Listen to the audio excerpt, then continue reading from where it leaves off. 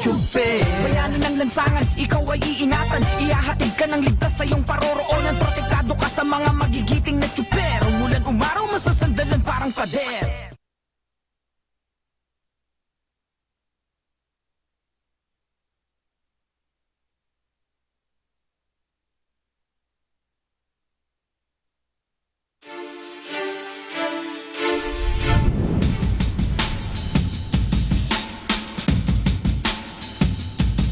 In the advent of technology and information came a different threat: identity theft, other cybercrimes, and fraudulent activities.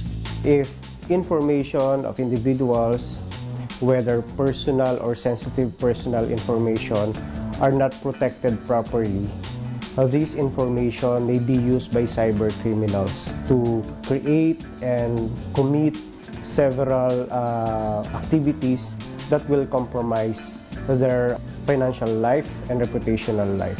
As regards organizations and companies, if these rights are violated, of course, there will be a threat to the business. Imagine if your system is hacked. If information gathered by the organization is compromised, there will be loss of trust coming from your customers. There is a risk that you will lose those important customers that you have. ADM and Partners, Data Privacy and Consulting Incorporated, saw this need in 2017. This is also in compliance with RA 10173, or the Data Privacy Act of 2012. Data privacy, it is the right to be let alone and the freedom from intrusion and any interference. It's important because, one, it's a fundamental human right that all organizations must respect, because each individual has the right to control and determine what type of data will be processed from him. And secondly, in case of violation, organizations may face penalties of both imprisonment and fine. And they can also face liability of civil payment as well as damages, and to the extent that they may be banned by the National Privacy Commission from processing, collecting, and using personal data. With safety and security in mind, ADM and Partners delivers a holistic approach on data privacy compliance. They make sure all bases are covered from end to end. We started with zero knowledge about data privacy. When we partner with them, they introduced to us all the laws, how to comply with it, and they trained all our employees from the securing our documents, what to give or not to give to people when they ask for it. It is a continuous development for our company, knowing that data privacy is a very new law. ADM is always there for us, and they are able to assist us in all our inquiries.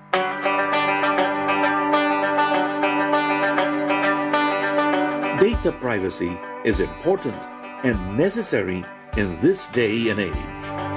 So, part of this organization. Thus, ADM also conducts seminars and trainings regularly. So, just like service contracting. Most of my exposure to the Data Privacy Act is derived from reading materials pertaining to such. Now, with this training, it helped me broaden and further my knowledge on the sensitiveness of this data privacy law, because it gave me more idea on the types of data that needs to be protected, and in the same manner protect my company from any possible suit, from any violations that I may encounter as I manage my business. So, encrypted. So, I feel it's deemed important that I'll be certified as a legit business person to handle the sensitive information that we gather from our data subject, because we have a roster of reputable community of associations to keep the integrity of the member base. We should know the parameters of the privacy of this information they disclose to us. Led by attorney Arnel Mateo, ADM and Partners is composed of data protections specialists, data privacy lawyers, IT practitioners, and consultants who are recognized by the industry and several organizations to be outstanding in this field of law. It is the advocacy of ADM to help both individuals and organizations understand the data privacy rules, and as well as to help them understand that data privacy can be complied with in a simple manner. It doesn't have to be technical. With our help, we can ensure that the organizations are assisted and guided towards being a privacy compliant organization. If you want to deal with bigger clients, you need to be compliant with data privacy, and ADM is the best company to help you with that. So the right to be to access. Protect yourselves and your clients. Build a reputable company with proper data protection together with ADM and Partners, Data Privacy and Consulting Incorporated. Magandang araw mga kanegosyo. Ngayon ay December 10, 2024 at nandito tayo sa lingguhang pagkakataon na makinig at matuto mula sa mga eksperto sa mundo ng pagnenegosyo. Ito ang Idol sa Negosyo.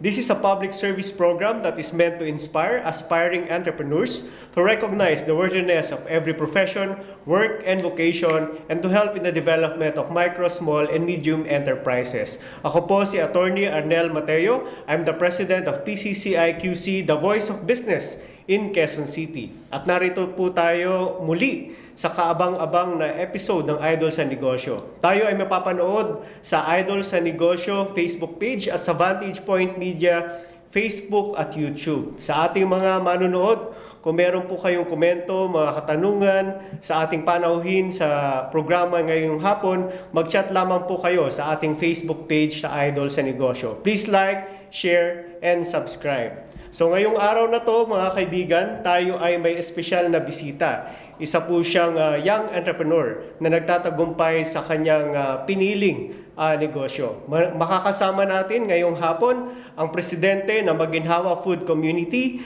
at ang co-owner ng Urban Chic, si Mr. Juliano Fernando A. Giang or Jules Giang. Yan, magandang hapon, Jules. Maginhawang hapon po, attorney. Maginhawang hapon. Yan. So, Maginhawa Food Community, no? So, this is founded by you, Jules, right? Yes, sir.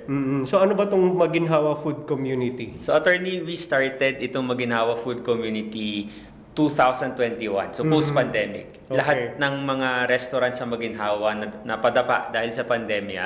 So nag-isip kami na bakit hindi magsama-sama na bumangon. So gumawa kami nitong organization. Na Maginhawa Food Community. Yes. Tapos syempre kayo, yung business na Urban Chic is also in Maginhawa. Yes, opo. Since Yeah. 2013 naman po itong Urban Since Chic. 2013. So yun. So bago natin pag-usapan in details yung Maginhawa Food Community at yung Urban Chic, gusto kong makilala si Jules Giang. So ano bang background ni Jules? Okay, so I graduated from UP Diliman. Public administration yung undergrad ko. Yung master's ko ay public administration din in the same university. So yun yung pinaka-background ko, more on the public administration side but focus on voluntary sector management. Oh, nice. That's the reason kaya rin medyo gamay ko yung pag-mobilize ng iba't ibang organizations. So malaki na itulong nung courses mo Yes. para ma-handle ang maayos yung Maginhawa Food Community. That's right. And how about sa business? Paano nakatulong yung education on public administration? Actually, more on the management side. And well, yung human resource, yung fiscal administration, lahat ng mga yun applicable din naman on the business side. It's just that iba yung main, siguro yung market namin, nagkaiba kasi with public administration, obviously the market, but with business, mas private siya. But more on the business practice, sir. Since bata pa lang kami, tinuruan na kami ng magulang namin na ma-expose sa business. Okay.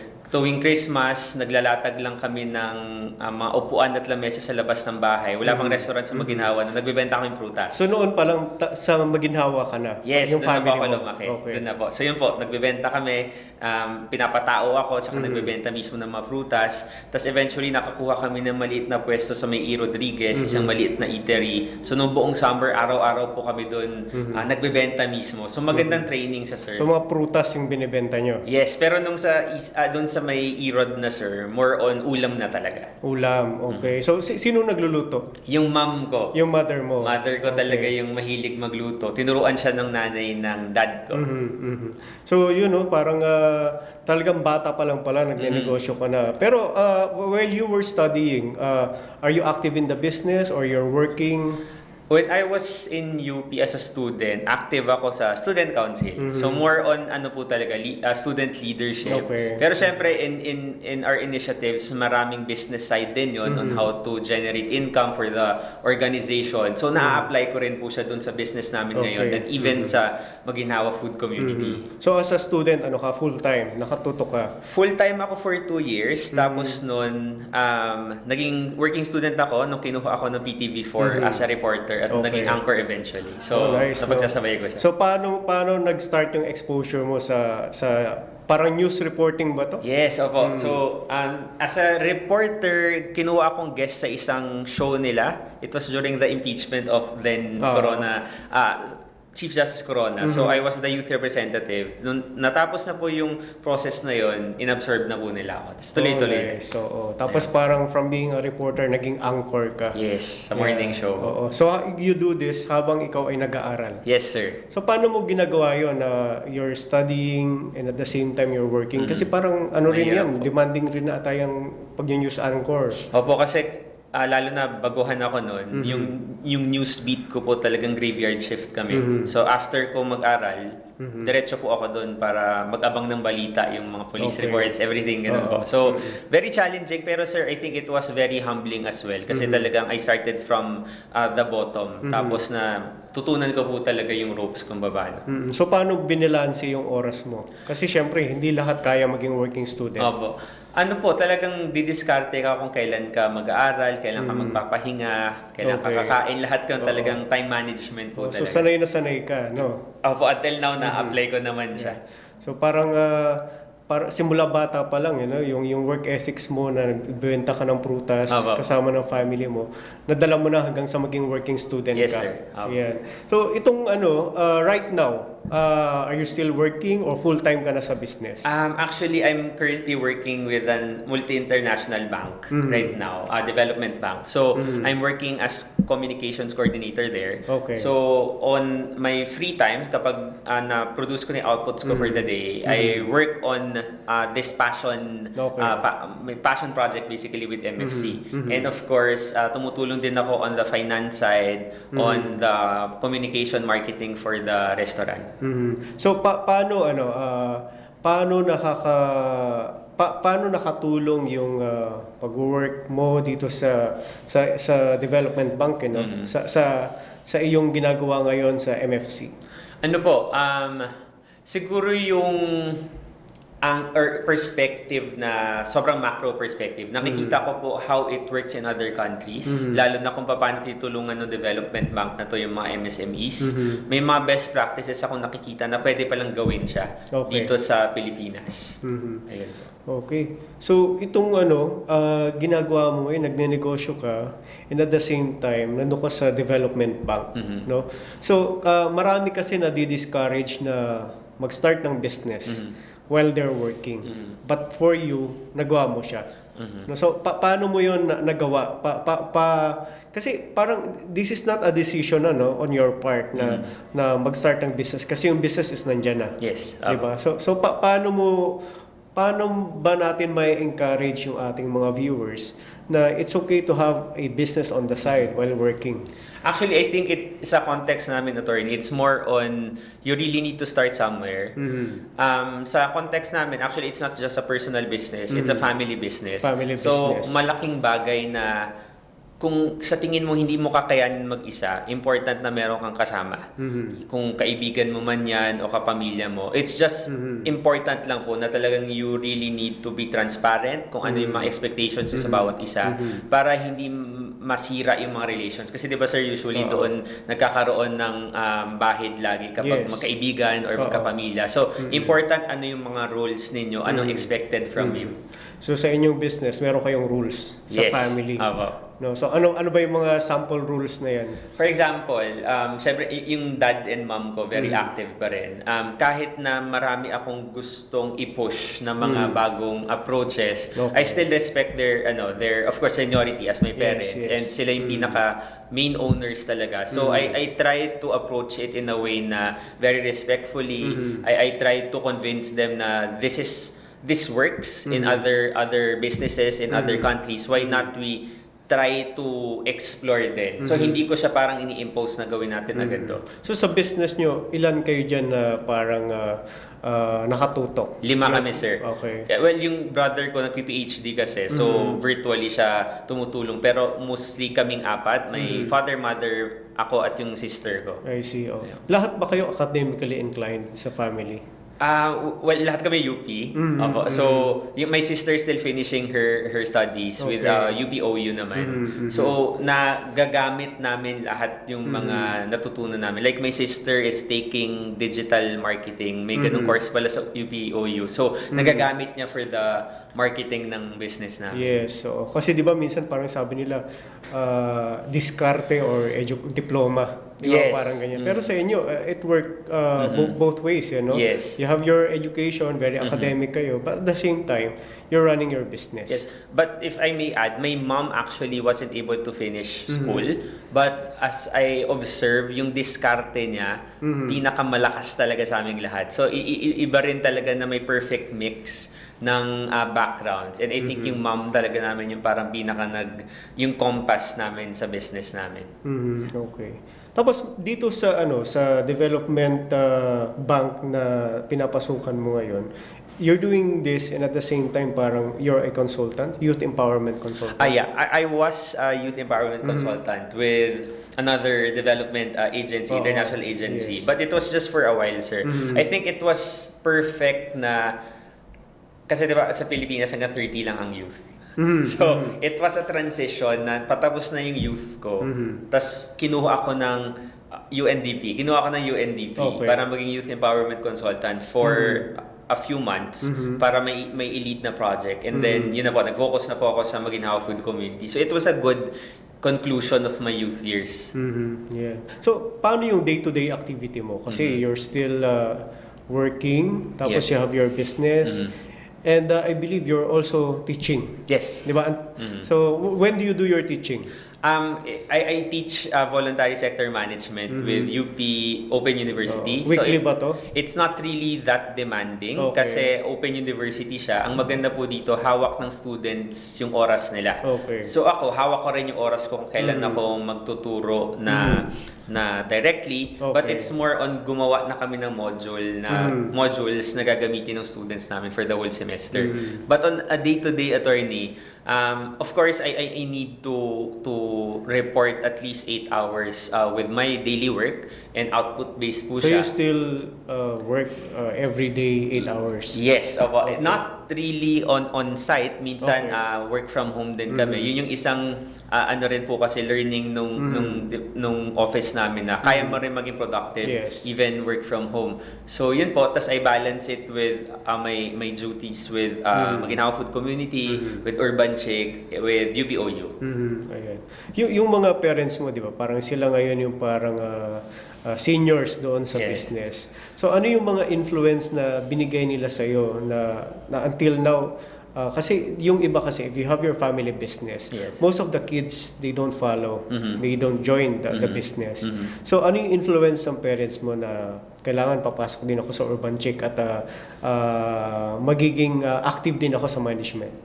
I guess yung influence nung sa dad ko muna is yung patience niya at yung pagiging mahinahon niya at yung pagpupursige and being very hands-on. Okay. So yun yung siya basically yung naging backbone ng business for the past 11 years ng Urban Chick. We started as a garage only. Binuksan na namin garahe namin, naglatag kami ng lamesa, may blackboard kami, sinulat namin yung menu. And now it's a full restaurant na yung buong baba ng house namin. So, yun yung natutunan ko sa kanya na kahit merong mga challenges, kailangan mo lang maging kalmado para i-approach yung mga bagay-bagay. With my mom naman, yung diskarte niya talaga. Yung drive niya to take risks, sa kanya namin nakukuha yun. And I think it's a perfect match yung partnership nila ng dad ko kasi talaga nababalance. Pero pumasok ba sa isip mo na ayaw mo ng business? There was a time actually na I tried opening a business and it lasted for 2 years only. It was a co-working space in Maginhawa. So nasa taas din po namin. So may motivation there, attorney, was I have many organizations aside from Maginhawa Food Community, youth organizations. Tapos ang thinking ko that time, lagi kami pupunta sa iba't ibang restaurants para mag-meeting. So inisip ko, ba't hindi nilang gumawa ng co-working space, dito na lang. So, yun yung naging starting point. Sila yung naging market ko for 2 years. However, because of the pandemic, I had to close it. Kasi hindi naman pwede gawing online yung co-working space. So, the business model wasn't working. So, during that stint, attorney, for 2 years, natutunan ko yung how to do business on the job mismo. And it was pretty challenging kasi I was working on TV that time. So, kailangan ko siyang balansehin, managing people, etc. But, on taking up business, even now, I think, nandun lang talaga siya sa route ko na pwede namang i-consider kung nandyan. Kung wala, okay lang din. So, nung syempre, during the pandemic, you closed down the co-working space. The co-working space. So what happened to your Urban Chick? Definitely na-close down din. Yeah, kailangan very snappy talaga yung mga business people pag ganyan. Ang ginawa namin, yung kitchen namin, bigla namin nilipat sa harapan. Talagang nirelocate namin sa harap para iluto, serve agad. Doon sa mga, sa Grab or sa Food Panda. So it was very, it was a good decision kasi nagtuloy-tuloy pa rin yung business namin. But, on the first weeks of the pandemic, of the lockdown, yung naging market namin was in the village. Yung mga kapitbahay namin. So talagang ako ay naglalakad minsan para i-deliver yung habang, di ba isa lang yung ID per family. So ako ay nagde-deliver kapag ganyan. Hindi pa ako marunong magbisikleta that time. So nilalakad ko talaga siya. So flexibility talaga is very important. So yung time na yon na when you're doing your parang virtual office co-working space business, may hand ka na rin sa Urban Chick.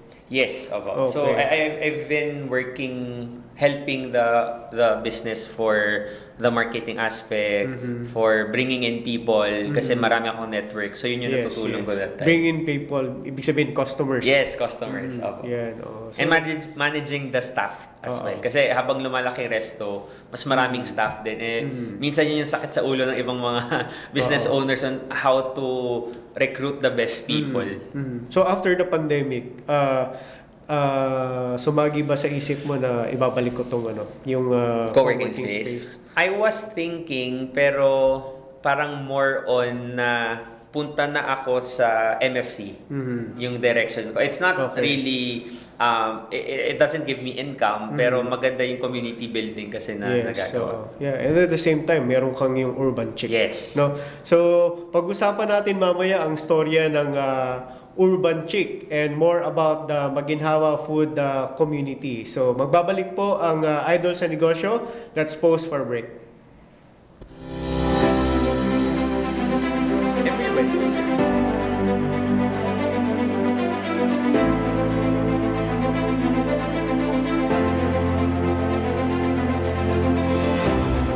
In the canvas of collaboration, each stroke represents a leader's vision.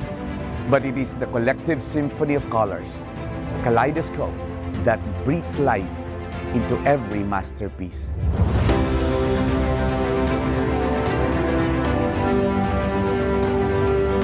Just as a vibrant artwork showcases the harmonious collaboration of colors, an organization flourishes when its leadership acts in unity. Each leader, like a precious artifact, carries a unique heritage and significance representing a distinct era and story within the landscape of business and industry.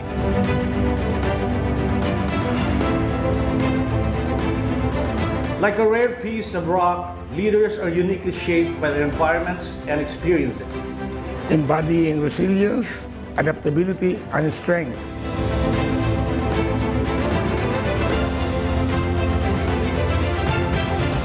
Like a meticulously cultivated ornamental tree.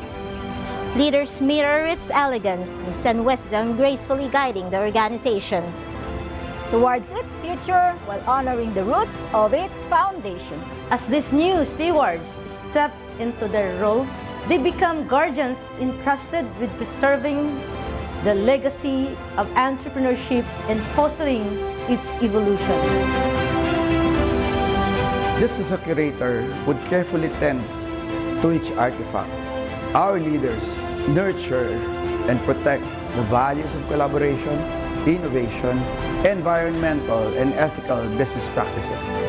Together, they can ensure that this cherished collection of entrepreneurial spirit remains not only preserved.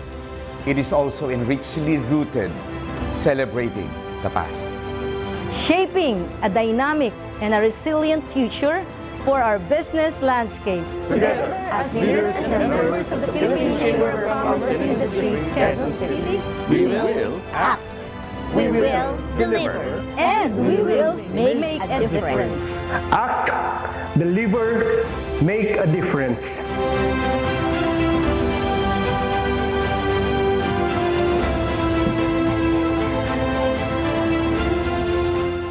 Okay, magandang hapon po muli. Nagbabalik tayo dito sa Idol sa Negosyo. Kasama natin ang ating guest na si Jules Giang from the Maginhawa Food Community at ng Urban Chick. So again, no, gusto kong malaman paano ba itong nasimula yung Urban Chick. Kasi before, sabi mo, nung mga bata pa kayo, parang nagtitinda kayo ng mga prutas. Ako. And nabanggit mo kanina 2013. Yes. Tinayo ang Urban Chick. So sino ang nag-decide na kailangan we need to have this Urban Chick? So, it was a decision of my parents. Nakikita na namin yung potential ng Maginhawa. But not the entire street kasi yung restaurants na nasa middle pa lang. So, we were thinking, since nagluluto din naman si Mama, hilig siya magluto, bakit hindi natin simulan? Buksan lang natin yung gate, yung garahe namin. Naglagay kami ng ilang lamesa, tapos may maliit na kitchen. Ilang taong ka nung time na yun? Nag-aaral ka na noon sa UP? Graduating ako. Graduating, actually. okay. So, mga early 20s. Yun So, po. decision ba to ng family? Decision na itayo ng ang family. Urban Chick? Opo. So, parang it's more on parang we were literally sharing our home to the community. Kasi bahay namin yun eh. And we are also sharing our baon. Kasi lahat ng mga niluluto doon, baon namin lahat before. Lahat ng niluluto sa amin ni Mama sa school, sa grade school, high school pala, yun din yung nasa menu namin. So talagang, ang usual na reaction ng customers namin, parang nasa bahay ka talaga. Very homey yung atmosphere. So, kailan nag-decide na ito na, gawin na natin tong negosyo? Yung mga baon ng anak ko, i-offer na natin sa public. I think it was that time nung dad ko was too tired na with the corporate setup. Na layo, Makati, nasa Quezon City kami. Tapos parang ilang oras lang yung pahinga niya, umihina na rin yung resistensya niya. So why not focus na lang sa restaurant? Na sila mismo yung boss. Yung mother mo? Yung mother ko, she was working on the sideline. She's a professional dance instructor kasi. Wow. So talagang hawak niya talaga yung oras niya ever since. So, it was that time na we thought na why not start it already. Actually, hindi Urban Chick before yung pangalan. The Melting Pot dapat. Melting Pot. Melting Pot. Kasi halo-halo yung diverse yung yung selections. So, kailan siya naging Urban Chick? Urban Chick because I wasn't able to mention this earlier. We had a business in Davao before. Doon kami nag-start ng small business namin. So, restaurant din? Ano siya, sa Victoria Plaza sa Davao City, po siya, parang food cart siya. Barbecue na yung sinimulan namin. So yung chicken namin, yung recipe niya, nagsimula sa Davao. Doon sinimulan yung recipe. Tapos, yung recipe na yun na rin yung ginawa naming main na dish dito sa Urban Chick. Okay. Yung sa Davao, anong pangalan ng business na yun? Sauce Mariosep. Sauce Mariosep. Meron pa ba yun? Wala na po eh. Okay.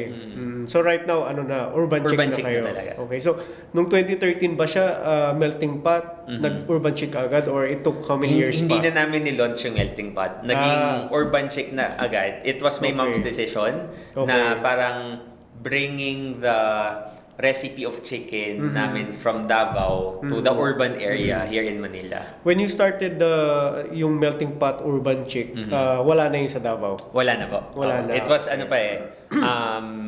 late 90s pa yung sa Davao. So it was really long time ago. So nung nagsimula ang yung Urban Chick, ano yung mga naging preparation nyo diyan sa na ito nabubuksan na natin yung restaurant? Ano po siguro that time, for just to share lang, it was a time of financial constraints among the family. So talagang lahat nilabas. Ako, I wasn't earning that much kasi starting mo lang ako sa PTV, tas I was paying for my tuition as well. Graduating ka na nun? Graduating pa ako. So, ang ginawa namin, sir, marami kaming mga furniture before, nire-purpose namin siya. Okay. Ginawa namin siyang table and chairs ng Urban Chick. And up until now. So yun yung parang naging unang kapital nyo? Yes. Yung kung ano meron kayo? Opo, tapos we had this long Nara table. My mom has this friend, living also here in Domingo. Hiniram, parang binili niya. Tapos yung money na pinambili ng Nara table, yun yung ginawang capital.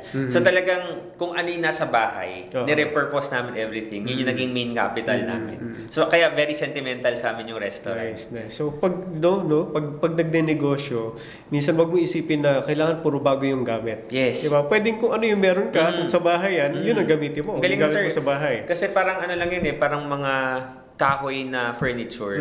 Kasi ang galing ng karpentero kasi nagawa niyang tables and chairs talaga. Kasi maraming negosyante na may idea, pero hindi nila masimulan ng business kasi inisip nila wala silang resources. Yes. So they just have to look around. Be resourceful lang talaga. Kailangan maging resourceful. And ang location ng restaurant nyo is sa bahay. Yes. Okay, until now. Yes. So yun yung tinatawag nila na hole in the walls ng mga restaurant. Pero kami, gate talaga na binuksan. Tapos ngayon, isang full restaurant. So saan nila matatagpuan itong Urban Chick? Sa 195 Maginhawa Street, Sikatuna Village, Quezon City. Okay. So mahaba yung Maginhawa, 2 kilometers yan. Nandun kami sa may Sikatuna, malapit sa Camp Carinal. I see, oo. And itong, parang one floor? Right now, 1 floor pa lang. Pero restaurant. we can accommodate up to 70 people na magkakasama. So what do you serve sa Urban Chick? Okay, so it's a diner, Filipino-American diner. So fusion siya. Meron kaming chicken barbecue, may liempo, may pasta, may mga croqueta, breakfast meals, may Filipino meals. So very homey. Okay. And ang opening nyo is? Opening po namin is 11 a.m. to 11 p.m. Okay. 12 hours. Ayan. Ikaw ba mismo nagluluto ka? Before, yes. Actually, nahilig po ako magluto nung grade school pa lang ako. Lumaban din ako sa Quezon City level lang naman ng mga competition. So, maalam ako kahit papano. Pero right now, yun yung sinasabi ko sa mom ko. Ituro mo na sa amin lahat. Para may passing on of the dishes. Bukod sa, iba kasi yung nakasulat sa alam mo talaga gawin eh. So, yun yung plano namin this 2025.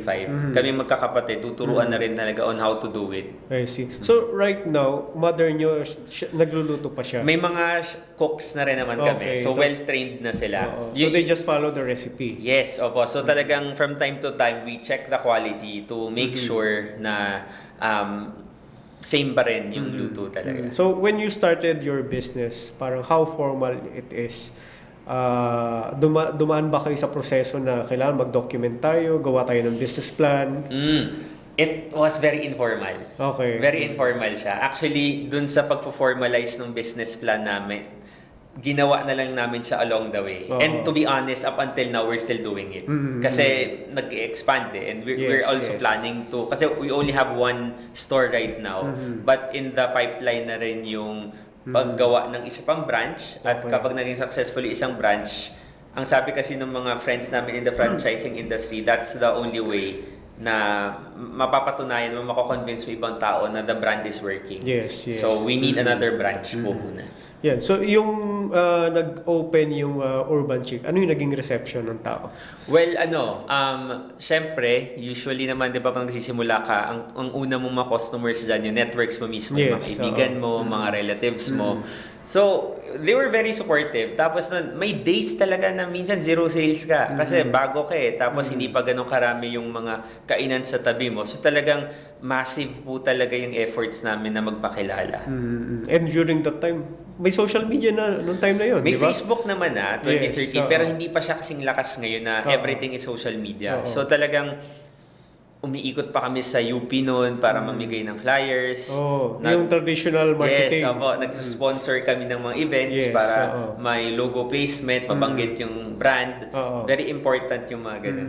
So right now, ano yung marketing efforts nyo? Marketing- Nagpa-market pa ba kayo? Well, ano na lang talaga, social media na lang lahat yung ginagawa namin. But of course, we still partner with organizations, student organizations. Yes. Kasi with universities, every year come and go ang students. So may bago kang market parate. Yes, so maganda yung location nyo no? Sa Maginhawa. Yes, nasa corner. Nandiyan yung mga estudyante. Yes. Diba? So, ang Maginhawa ngayon, diba, how many, may statistics ba kayo na how many restaurants? There are at least 100 restaurants along Maginhawa. But around Maginhawa, even in the inside, may mga nagsisimula na rin. So in MFCE Attorney, yun yung plan namin to be more aggressive sa pag-recruit. Actually, tomorrow we're doing our final General Assembly and we'll be discussing how to really aggressively recruit everyone. So right now, ang membership nyo is yung along Maginhawa? O pati yung nasa labas? Meron na kasama rin mga pumapasok from the inside. But so far, we have 70 plus members right now. Okay. So itong sa yung Maginhawa Food Community, nag-start to during the pandemic. Yes, formally, sir. Yes, pero before pandemic ba meron na kayong organization? Wala pa, sir. It's more on a personal initiative lang. Gumawa lang ako ng Facebook group ng Maginhawa. Nag-start kami around sir, mga 50 tao. The original purpose was really to have a conversation among businessmen. Tapos nung nag-pandemya, sir, ang daming pumasok na tao kasi naghahanap ng pagkain. Okay. So, hindi na siya naging exclusive for businessmen ng Maginhawa. Ngayon, nasa 50,000 plus na yung tao doon sa group na yun. So, ang composition niya? May consumers na rin. May consumers. May mga non-Maginhawa businessmen na rin. And we allow them. Kasi nag-move naman kami sa Viber na. Yung mga members talaga. Pero we use that group to promote our products. I see. Nakakakuha rin kami ng sales din. Kasi So, but when you say Maginhawa Food Community as an organization, it means yung mga businesses in yes, Maginhawa. exclusive lang yun, sir. Okay. To- Then the community, kasama yung mga consumers. Yes, kapag community, kasama sila doon. Okay. So itong nung before pandemic, paano nakatulong yung organization sa members nyo before pandemic? Pre-pandemic, sir, hindi pa kami formally organized talaga. Ang ginawa ko lang that time, yung pinaka-main issue kasi namin was towing. Towing of cars. So, if you notice, Maginhawa is relatively a wide road. Yes. So, ang ginagawa ng iba, lalo na yung mga customers namin, nagpa-park sa harap. Kasi maliliit nga yung businesses namin, wala kaming parking.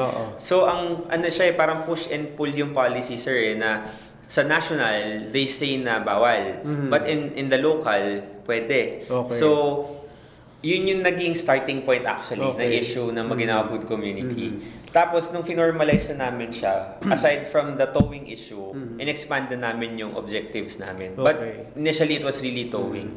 So, iyan, one of the challenges yan when you're doing your business. Yes. So, even sa Urban Chic, may mga customers kayo na natutuwa sa sakyan. Kahit ako, sir, natow din ako. Okay. So, yung pinaka parang we were telling the LGU, and Mayor Joy was really supportive na we pay our business taxes naman. Tapos noon, we were given business permits. And so, ibig sabihin, we're allowed to do business. Yes, Nagkataon lang na yung customers namin, yung iba may kotse. So, kapag tino lahat yung mga yan, hindi na pupunta sa amin yan. Mawawala kayo ng customers. Magmumall na lang sila, sir. So, yun yung parang, up until now, we still need a black and white document for that. But Mayor Joy explicitly said na cars can park both sides. Kasi Streets. Maginhawa is really wide. Saka maluwag yung po kalsada talaga. doon eh. Oo. So ang ano diyan kailangan yung i-black and white ngayon. Yes. So pero may malinaw na naging solusyon diyan. Malinaw na sinabi ni Mayor, pati ng DPOS, yung sa Public Order and Safety ng QC, na hindi sila nagtotoo. Kung meron mang magtotoo, it would be MMDA. Okay. Ang sabi ni MMDA, magtotoo lang sila kapag may request. I see. Kasi hindi nila pwedeng i-turn down yung request. Sino naman magre-request? Ano naman restaurant owners ang mag-request? Ito yung mahirap kasi, attorney, kasi Maginhawa is still a mix of residential and commercial. So, apparently, may ibang mga nagre-request from the residents. Okay. And I think, sir, parang it's part of the process of converting the road into a commercial site. Yes. So, ito yung mga birth pain siguro na expect na from time to time may ganyan pa rin. But right now, sir, very aggressive yung sunod-sunod na mga small buildings na natatayo. So talagang it's turning to be a commercialized place. Pero yung urban chic ba, ang katabi mo ba commercial na rin o residential pa rin? Sa likod namin mga residential, sa sides may residential din. But relatively wide naman yung property. So wala namang natatamaan na residents. How about your employees? Are they also from Maginhawa? Yes, they're from the community. So there's a community behind Maginhawa, yung Cruz Naligas, and other communities. Actually, sir, apparently there is a resolution na dapat ang business pala, at least sa Maginhawa, dapat daw 10% at least of the workforce ay galing sa community. Okay. So that's another point, sir, na we wanted to push sa Maginhawa food community. Yes. Na if we want to really have impact in the community, kailangan na bibigyan namin sila ng trabaho. Yes, so kasi syempre parang part of our social responsibility. Now when we do our business, tulungan natin yung community kung nasaan tayo. Yes, sir. 'Di ba? So, challenges sa tao. May challenges ba ang urban chic sa mga tao? Sa staff? Yes. Ay, no, sir. Baka nanonood sila. Pero naman siya parang continuous naman in any organization. May mga challenges naman with people. More on making them understand the policies, why it's important to follow the rules, especially in quality of the dish. Yung lahat, everything malinis, dapat lahat. So, more on making them consistent sa pag-follow ng rules. Kasi minsan may ningas kugon talaga. Simula lang, tapos biglang mawawala. So, kailangan very consistent din from the management side. So, anong ginagawa nyo sa management? Do you meet them weekly just to remind them about the rules? Yun na yung ginagawa namin recently, attorney, na mas regular na yung meetups namin. Okay. Na magkaroon din ng reward system. Kasi syempre, di ba, na they're not... It's practical to say na they're here to work, obviously, for their day-to-day. But it's also another thing to create a culture in the organization na you're not just here to work, you're here also to love the organization, the restaurant. Na this is our organization, our business. So, dapat maramdaman talaga ng employees na you're part of the business. That you're part of the family. Yes. When we grow, everyone grows. Correct, diba? sir. Yeah. And the customers, may challenges ba sa customers? With the customers, iba-iba yung mga tao na nakakasalamuhan namin on a day-to-day basis. So, kailangan on our toes kami parate. Lalo na yung mga staff namin na hindi dapat maging kumpiyansa na dahil 11 years na kami na parang okay na. Mas mahirap nga dapat kasi may legacy na kumbaga kasi isang dekada na So, kailangan kahit bago na yung staff, yung brand namin, yung quality ng food namin, yun pa rin yung nasa-serve namin. So, dito sa Urban Chic, ano yung parang pinaka-binibida nyo na dish? Yung dish is yung chicken talaga, sir. Kasi masarap talaga yung recipe namin. Lalo na yung... Anong luto? Secret. Pero apritada ba yan? Ano siya, sir? Barbecue chicken barbecue. Tapos yung sauce namin, yun ang very sikreto. savory talaga siya. Okay. So, meron kaming may alpha meal kami na tinatawag, sir. So, it's a mix of chicken, liempo, potato croquette, and may pancake pa, tapos may iced tea ka. So, it's a full meal talaga. So, yan ang binabalik-balikan ng customers. Yes. Okay. And speaking of customers, parang napanood ko yung video nyo Talagang diverse na yung customers. Meron na rin mga seniors, di ba? Yes. So, Ayun po, it's also a process for us to make the restaurant more inclusive na sa PWDs din, sa Yes. senior na kailangan meron kaming infrastructure din for them to be to comfortably eat in the restaurant. So while while running the business, ano yung mga ginagawa nyo to scale up, to increase your competencies para lalong mag-grow yung business, ma-innovate yung products? Ano yung mga ginagawa ng Urban Chick? On the on-site, sir, almost every year meron kaming developments na ginagawa sa restaurant. Kasi syempre ngayon kasi ang observation namin, sir, hindi na enough yung pagkain lang na para puntahan even yung aesthetic nung loob ng restaurant. Kasi full experience Actually sa Maginhawa may yung hashtag namin ngayon is Maginhawa Experience. So you're not only there for the food, also for the entire experience. Anong itsura, malamig ba, malinis ba, lahat 'yon kasama. So yun yung isa sa investments na personally ginagawa ko. I really invest doon sa itsura ng restaurant. Doon sa outside and inside of the restaurant. Sa menu namin, sir, it's continuously growing. Inuupuan namin sa quarterly kung ano yung gumagalaw, ano yung hindi gumagalaw sa menu. So important yun na kasi doon sa inventory namin, important doon na parang worth it pa ba bilhin to kung hindi naman siya gumagalaw. So yun yung mga yung challenge namin ngayon, yung mom ko kasi mahilig talaga magluto. Kapag umuupo kami, ang goal really is to make the menu tighter. Means, lalong lumalawak. So, it's a good problem naman. Pero, ang goal talaga namin, lalo na for next year, is really to make it tighter. Para mas mabilis yung inventory, mas madali, and mas madali namin i-market. So very important yun when you're doing the business na nire-review mo yung performance nyo and your products. Kasi syempre yung iba, they start a business tapos hindi nila na-realize na yung product pala nila hindi na gusto ng customers. Diba? So nag-iiba yung taste diba, ng customers. And kayo, I'm sure meron kayong mga competitors na they also offer chicken. Ang dami sa Maginhawa. May mga bagong pasok din. So kailangan talaga aggressive kami sa lahat ng actions. So parang you really innovate, no? That's very important. And anong difference ngayon nung 2013 na Urban Chick and now 2024 na Urban Chick? So 11 years after attorney, bukod sa mas malaki na yung restaurant, bukod sa air condition na rin, yung menu namin mas malawak na, mas marami na kaming networks, and hindi namin kinulong yung sarili namin as a food business only. If you'll notice sa history ng restaurant namin, we've been very vocal as well sa iba't ibang mga issues. So it's not ideal for a business to do that kasi syempre mawawalan ka ng ibang parokyano pero for us it's our platform kasi siguro as products of UP na we have this platform. Most of our market are from UP as well. So it's very parang important for us na mag-manifest din doon. But we balance it. So paano nyo ginagawa yun? Like, do you have parang bulletin boards where you post your positions? Yes, or even may sticker kami sa labas na we don't offer this kind of products kasi parang they support contractualization, something like that, mga ganun. Pero that was before.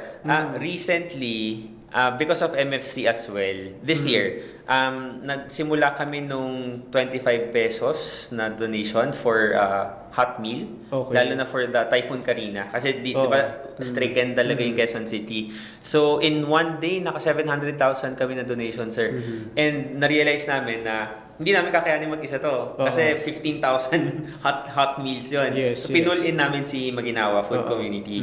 Kaya nabuo namin yung Lingap Maginhawa na program na parang magiging CSR na rin ng MFC. Okay, nice, no? So sa pagbabalik po ng Idol sa Negosyo, pag-usapan natin ang advokasya ng Maginhawa Food Community. So abangan nyo po yan sa pagbabalik after our commercial break.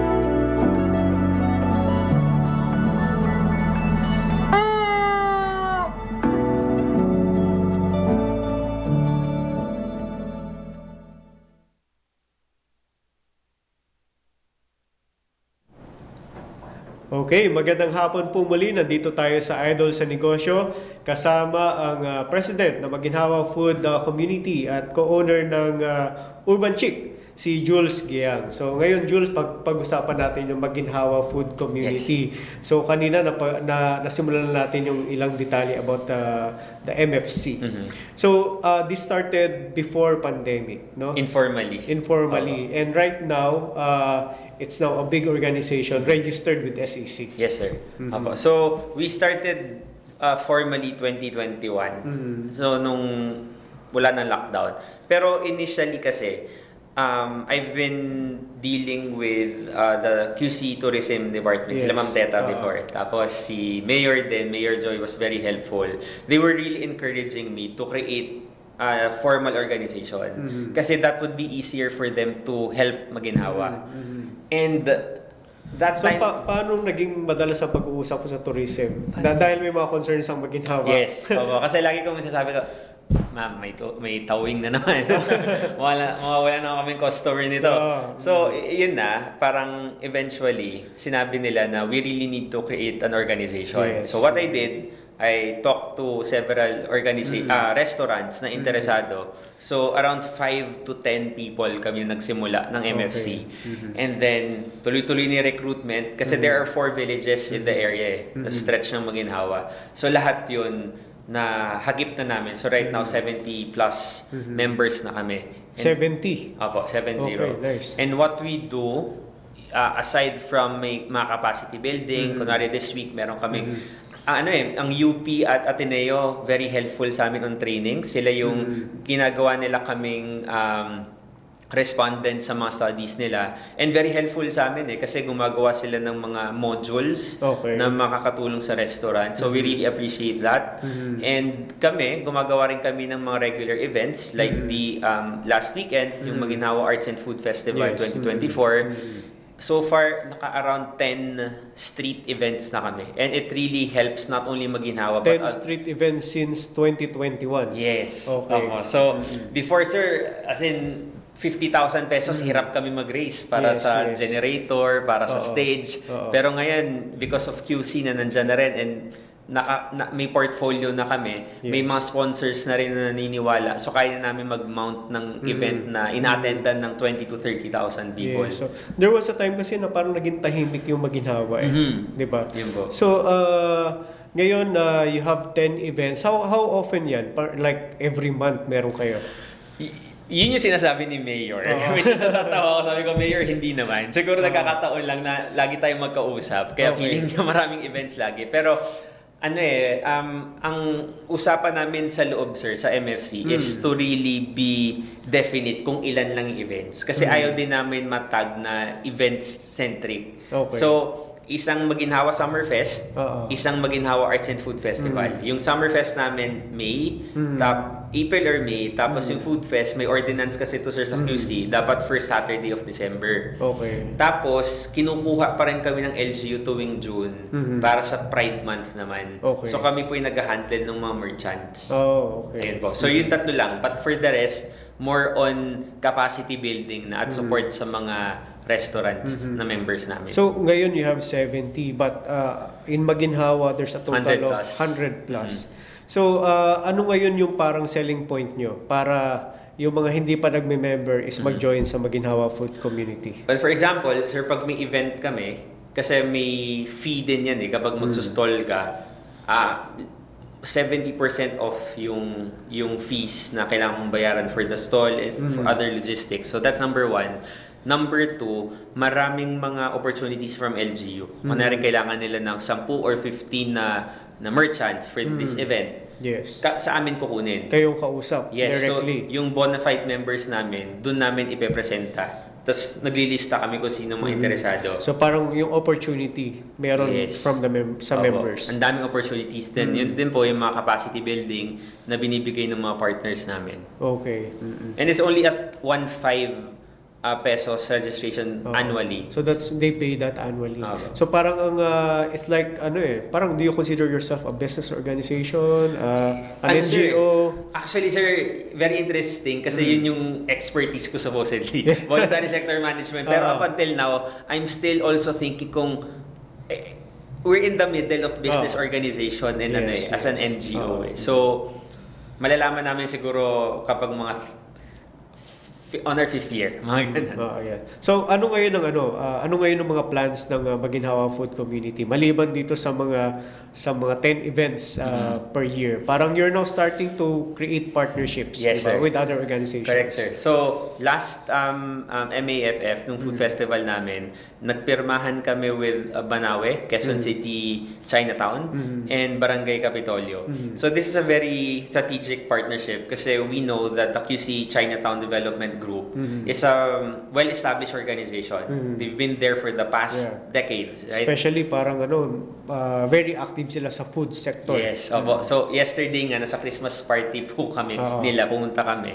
Tapos, ang dami namin mga pinag-uusapan na pwede gawin, like for their Chinese New Year sa January. But aside from that, we are ready to be mentored by them kasi they really know how the ins and outs of the food business. Yes. So yun po yung gagawin namin with Banawe. With Capitolio is a thriving food district. Pero wala pa silang food organization, business organization. So doon kami tutulong sa Barangay Capitolio paano mag-organize sila ng business organization. So the Maginhawa Food Community is now looking at helping yung mga food community in barangays. Correct, sir. Okay. Actually, I also presented this sa Naga last quarter.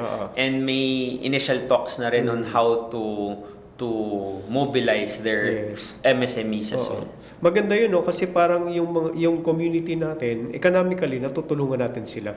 So, nagkakaroon sila ng income. We develop them, no? Economically. And itong Maginhawa, yung Maginhawa stretch, no? Ano yung napo-foresee nyo dyan? Kasi like, when you go outside, like when you go to Bangkok, di ba? Parang paglabas mo sa hotel, andyan na sila lahat. Yes. Lahat ng kainan, di ba? So, anong napo-foresee nyo sa Maginhawa? Well, policy-wise, sir, yung zoning kasi ng Maginhawa nag-change na eh. It's a very technical conversation, pero nagbago na siya since before. But it's interesting siguro in the future na parang maging poblasyon siya na merong mga mini hotels, 'di ba? May mga hostels na pwedeng may mga nakatira mismo doon ng mga guests. On the parking side, merong conversation na yung GSIS property sa may Commonwealth, kanto ng Commonwealth, sa may Circle. Circle, yes. Magiging malaking parking lot daw yun. Okay. May usapan nga rin daw na magiging parang PITX ng Quezon City. And if that happens, sir, sobrang daming tao for Maginhawa nun. Yes. At pag nagbukas na yung MRT7 station, so bukod sa gaganda yung valuation namin ng mga properties, mas magiging madali na puntahan ng mga parokyano namin. So yun yung nakikita namin in the next 5 years for Maginhawa. That's nice, no? Tapos syempre yung partnerships tuloy-tuloy yan. Yes. 'Di ba like sa amin sa PCCI QC, 'di ba? We can have a partnership para magtulungan tayo kasi tourism and economics malaking matulong mga partnership na yan. So itong ordinary day, ano bang ine-expect ng isang tao sa pagpumunta sila sa Maginhawa? Pag walang event. Pag walang event, the stores, all stores naman are open, yes, no? except for Mondays, sir. Usually, Mondays ang pahinga ng ibang mga restaurants. Kasi weekend, daming tao yan eh. Okay. Mondays usually may mga sarado. Kami rin before nagsasara, pero right now, everyday na. So maraming restaurants kang pwedeng pagpilian. It's either you want to walk, maganda maglakad dyan mga 4 p.m. onwards. Pwede mo lakarin. It's a 2-kilometer walk. So around 2,000 to 4,000 steps yan for the whole stretch. Mamili ka kung anong gusto mong food, dessert, etc. Actually, sir, may niluluto kaming program with the tourism department na para siyang food crawl. Okay. Na kung merong isang grupo na gusto ng Filipino food, dadalhin ka sa iba't ibang Filipino food. Something like that. So, inaayos pa namin yung operationalization niya. Pero may ganun kaming program na ilo-launch very soon. Okay, yan. So, itong recent na event nyo is the Maginhawa Art and Food Festival. Yes, sir. Diba? So, kamusta yung event na yun? Pakikwento mo sa amin. Ngayon, nagre-recover pa rin yung buong team kasi grabe talaga yung pagod dito. 2 days ago ba yun? Or? 2 days ago, Yes. yes. So, usually we prepare August pa lang. Actually, late na nga yun eh. Pero August pa lang nagsa-start na kami with the Quezon City LGU. 4 months preparation. Yes, 4 months preparation. And relatively, this was a bigger event because nag-align siya sa 85th anniversary ng Quezon City. So we had 100 merchants. Okay. Mix po siya ng food and non-food. Okay. And then, yun nga po, may mga pakulo kaming bago, may mga partnerships kaming pinasok, may mga bigger sponsors kami this time. So around 20 to 30,000 Pang ilan na to? Pang ilan na to? Under us, it was the second. It was the second. But of course, we had the pandemic, so walang festival that time. Pero 2014 siya nagsimula. Okay. Under Speaker Sonny Belmonte, nagsimula. So actually, I even reminded Mayor na it started with his father, with her father. Kasi nung naglalakad kami, usually si Mayor nilalakad niya talaga eh, lahat ng merchants. So kinukwentuhan ko siya, actually Mayor, this isn't the second time. This is the 10th year. Kasi 2014 nagsimula eh. So kaya very important yung festival this year. Pero before, gano'n na rin siya, Art and Food Festival. Before, sir, Maginhawa Food Festival lang siya. Okay. It was last year when Ma'am Teta of QC Tourism said, include the arts. Okay. Kasi para daw maging aligned doon sa ordinance na Maginhawa Art and Food Hub. Kaya nilagay namin si arts. Yun. So anong nakita ng mga pumunta nung nakaraang festival? On the art side, aside from the concert na talagang dinayo talaga ng mga tao, may mga artists kami na mga merchants na nag self-portrait. Ganda, as in pinilahan sila. Ang daming mga abubot, mga trinkets na binibenta. Ang daming mga arts, sir. Okay. Na And most of the participating merchants are also from Maginhawa.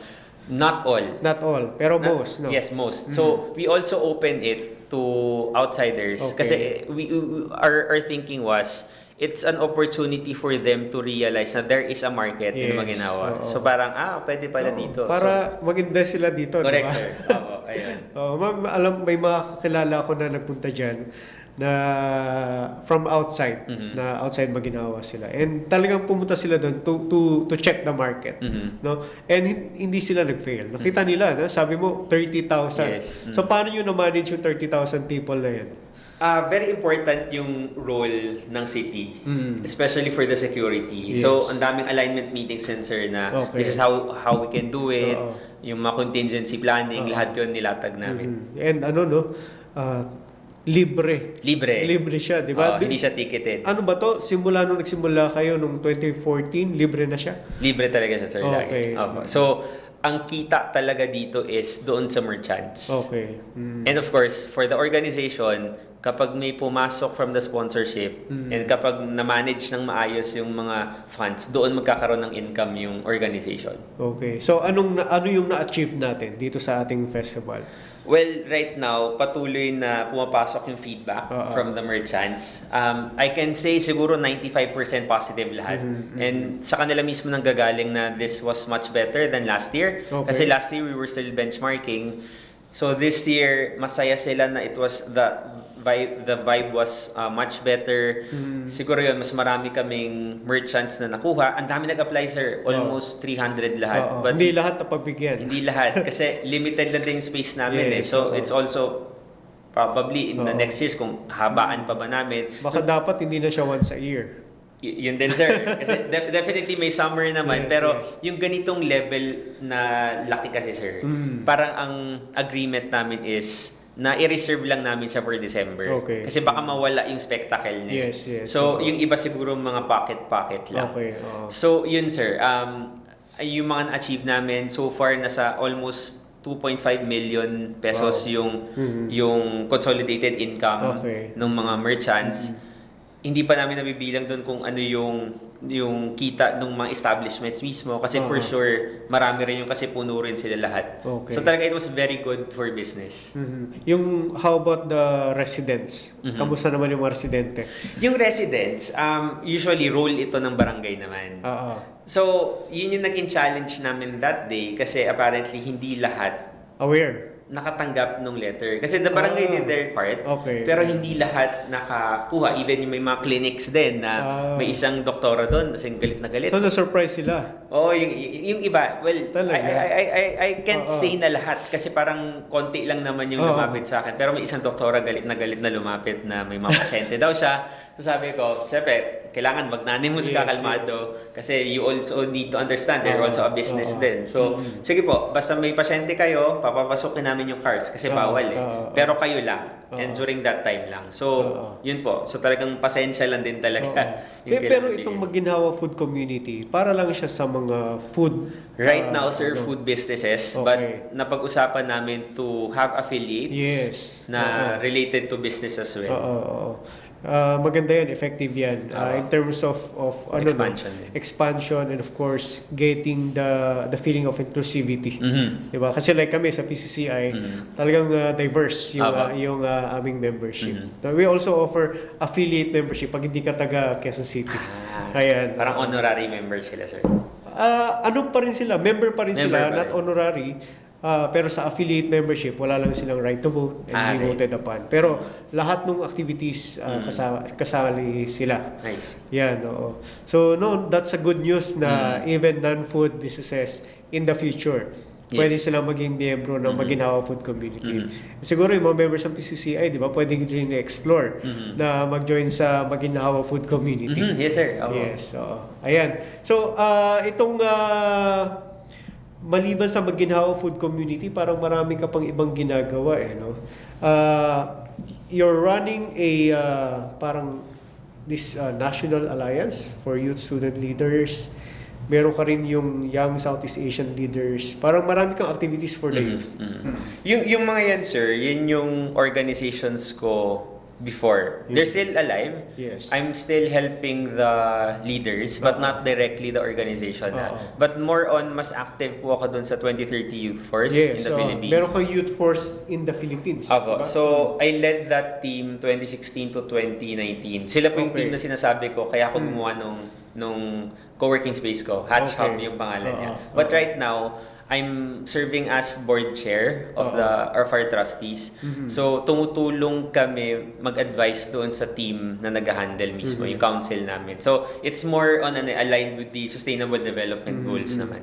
So, this is parang, ano pangalan niya? Youth Force In the 2030? 2030 Youth Force in the Philippines. Okay. So, bakit 2030? Ano po kasi, yun ang deadline ng Sustainable Development Goals. So, partner kami ng UN for the longest time since 2016. Okay. And ito bang pagpo-promote nyo ng SDGs, parang sinasama nyo rin sa Maginhawa Food Community? Yes. Actually, yun yung isang na-include ko doon sa pagmamanage namin ng mission and vision namin na we should include in our agenda kung ano yung contributions natin dito sa mga SDGs. Okay. So far, paano na ngayon siya unti-unting na-realize ng Kunwari, Maginhawa Food Community? In our events, sir, yung sa responsible consumption, of course, yung sa mga basura, lalo na si Mayor is a very champion talaga siya ng ng climate. Yes. So lahat 'yon we make sure na ma-check namin yung mga goals on decent work para sa mga employees namin. Yun, so we really try to include. And parang nakita ko nga sa poster nyo during the festival is dapat magdala sila ng tumbler. Yes. Ang okay dyan, sir, which is natuwa din sila Mayor kasi nag-introduce kami ng discounts. Kapag may dala kang tumbler, may less 5 pesos or less 10 pesos, bahala yung merchant. Yan. And syempre kasama yan sa SDGs. Yes. So, ano ba dapat na matandaan ng mga negosyante pag binanggit natin yung salitang SDGs? Yung SDGs kasi, blueprint yan gabay siya kung papaano mas magiging sustainable yung mundo. Masyado siyang malaki kung sisilipin mo siya. Pero ang natutunan namin recently as an organization is you have to make it personal. Diba? Para hindi ka malula dun sa laki ng SDGs. Ano yung magiging ambag mo on a personal level? To make it personal. Kunwari, sisimulan mo na imbes na bumili ka ng juice or drink na may cup, dala ka ng tumbler mo. Okay. Kunwari, kung kaya mong mag-segregate agad on your own, gawin mo siya. Yes. So on your day-to-day, yung mga desisyon, yung mga action mo mismo, kung kaya mo siya gawin on your level, do it on a personal level. Yes. And ano yung impact nito sa businesses? Sa businesses, siguro on the incentives wise, sa QC, hindi pa ako privy doon sa incentives, pero parang nag-a-align doon sa agenda ng city. So, mas ako siguro as president ng MFC, mas magiging enticing yung city na mag-partner with us. Kung yung mga businesses namin, yung mga membro namin mismo, aligned din doon sa mga SDG practices. And sa customer reception? Maraming mga advocates kaming customers. Iba na yung panahon ngayon Talagang maraming advocacies ngayon Tsaka ang daming NGOs kasi sir sa lugar namin, mga opisina nila. So you expect na talagang maalam sa mga advokasya yung mga yan. So natutuwa sila. Kapag kahit simpleng design lang yan sa loob ng may poster ka or anything dyan, natutuwa sila. So if you're thinking na gawin siyang strategic para magkaroon ka ng market ng advocate, pwede mo siyang gawin. But at the same time, do it sincerely as well. Sincerely. Hindi lang just to get customers. Yes. Kailangan i-practice mo rin talaga siya. Work-life balance. Work-life balance. Paano mo ginagawa yan? So, Monday to, we only have 7 days a week. And sa isang negosyante na maraming advocacies at tumutulong sa community, paano mo binabalanse yan lahat?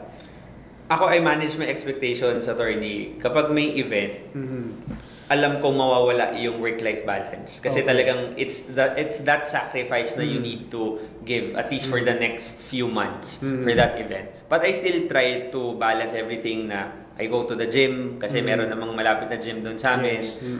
I go out with my friends siguro once or twice a month. Okay. A month na lang. Kasi usually may friends ko ngayon nasa Maginhawa na rin And yun yung sinabi kong yung sa isang thank you message ko. Nung bata ako sa Maginhawa, wala akong kaibigan. Kasi malalaki yung mga property sa Maginhawa. Malaki yung road. Hindi ako makapag-kapit bahay.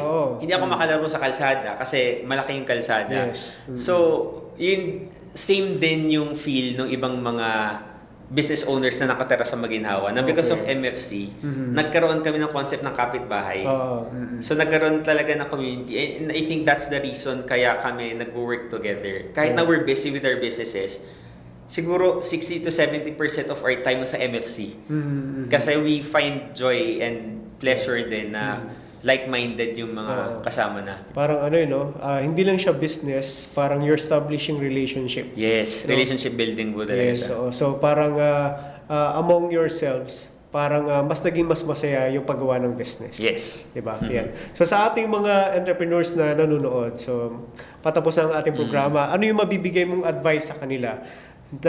Sa mga entrepreneurs na gustong magnegosyo and at the same time gustong maging responsible business to the community. Siguro on a personal level, sa business mismo, as I mentioned, you need to start somewhere.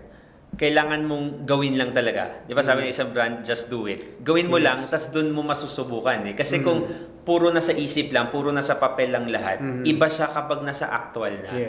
Tapos, doon mo matututuhan kung paano siya i-expand.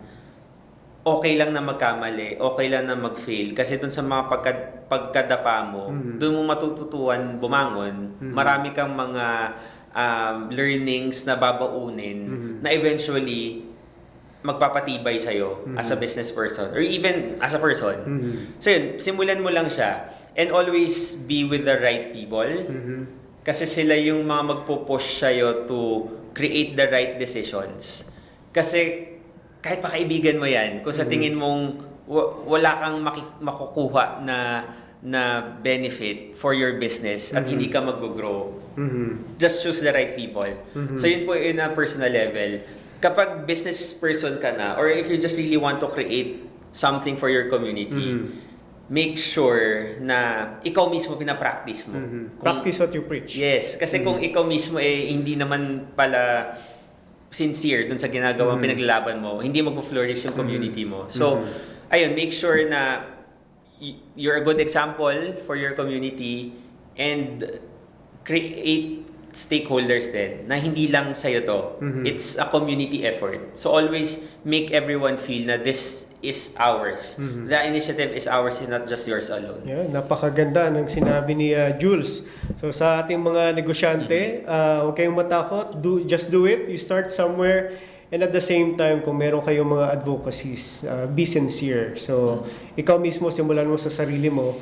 And pag ginawa mo yan, nakita yung sincerity sa'yo, the community will follow. Yes. Your fellow business owners will join you in your advocacy. So, Jules, baka pwede mong i-plug yung MFC and Urban Chick. Sige po. Urban Chick, sa Facebook po, Urban Chick Maginhawa. Nasa Instagram din po kami at sa X. So kung may mga orders kayo, nasa Grab and Food Panda rin po kami. Bisitahin nyo lang kami sa Maginhawa, 195 Maginhawa. Kung kayo po ay business naman na nagre-reside sa Maginhawa area, along or around Maginhawa, visit nyo lang po yung Maginhawa Food Community sa Facebook at sa Instagram. Yan. So maraming salamat, Jules, sa iyong pagbisita sa Idol sa Negosyo at napakalaking kaalaman ang naibahagi natin sa ating mga manonood. And sa ating mga manonood, maraming salamat po sa inyong pagtutok and we hope na ang araw na ito ay naging makabuluhan sa inyo para makakuha ng mga informasyon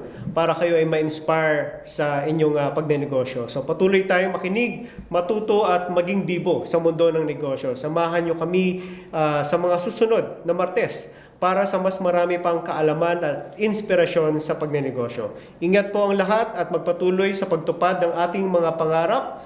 Huwag kalimutang i-follow ang official Facebook page ng Idol sa Negosyo para sa karagdagang updates, information at iba't ibang tips sa mundo ng negosyo. Be inspired, achieve business and professional growth, pay it forward. Magandang hapon po, ako po si Atty. Mateo at ito ang Idol sa Negosyo.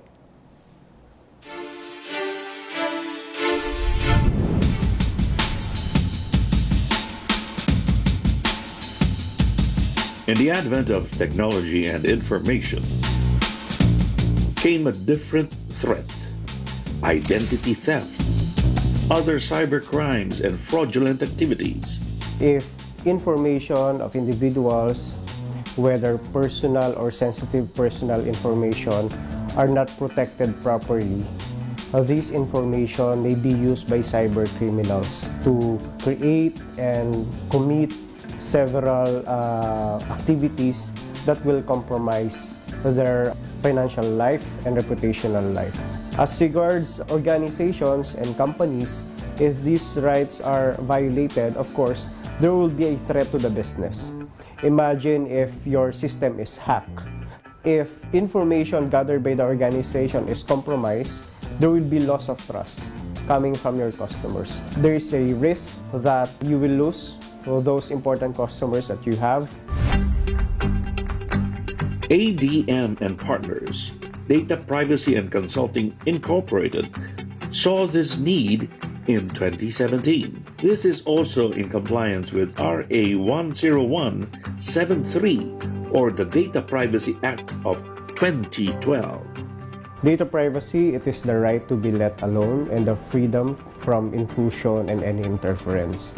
It's important because one, it's a fundamental human right that all organizations must respect because each individual has the right to control and determine what type of data will be processed from him.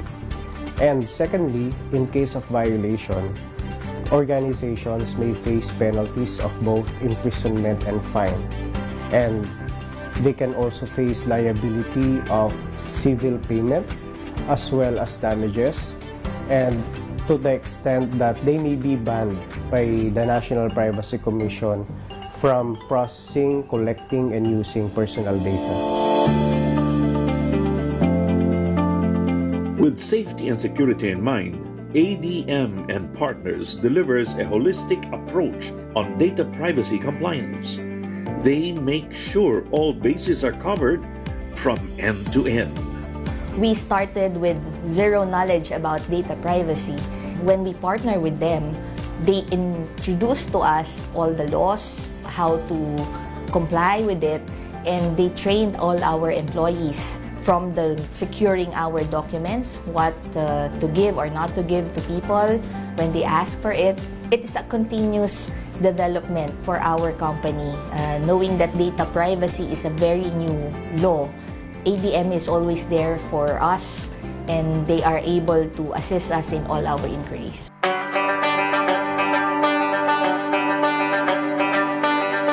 Data privacy is important and necessary in this day and age.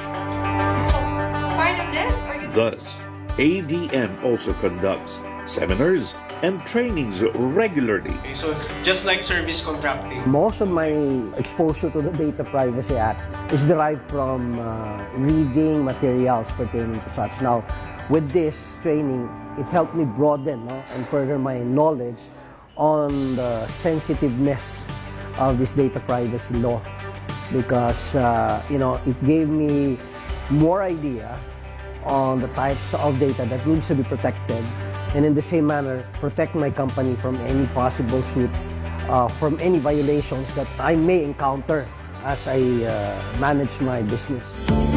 so encrypted. So, I feel it's deemed important that I'll be certified as a legit business person to handle the sensitive information that we gather from our data subject, because we have a roster of reputable community of associations. To keep the integrity of the member base, we should know the parameters of the privacy of this information they disclose to us. Led by attorney Arnel Mateo, ADM and Partners is composed of data protection specialists, data privacy lawyers, IT practitioners, and consultants who are recognized by the industry and several organizations to be outstanding in this field of law. It is the advocacy of ADM to help both individuals and organizations understand the data privacy rules, and as well as to help them understand that data privacy can be complied with in a simple manner. It doesn't have to be technical. With our help, we can ensure that the organizations are assisted and guided towards being a privacy compliant organization. If you want to deal with bigger clients, you need to be compliant with data privacy, and ADM is the best company to help you with that. the right to the act to access. Protect yourselves and your clients. Build a reputable company with proper data protection together with ADM and Partners, Data Privacy and Consulting Incorporated.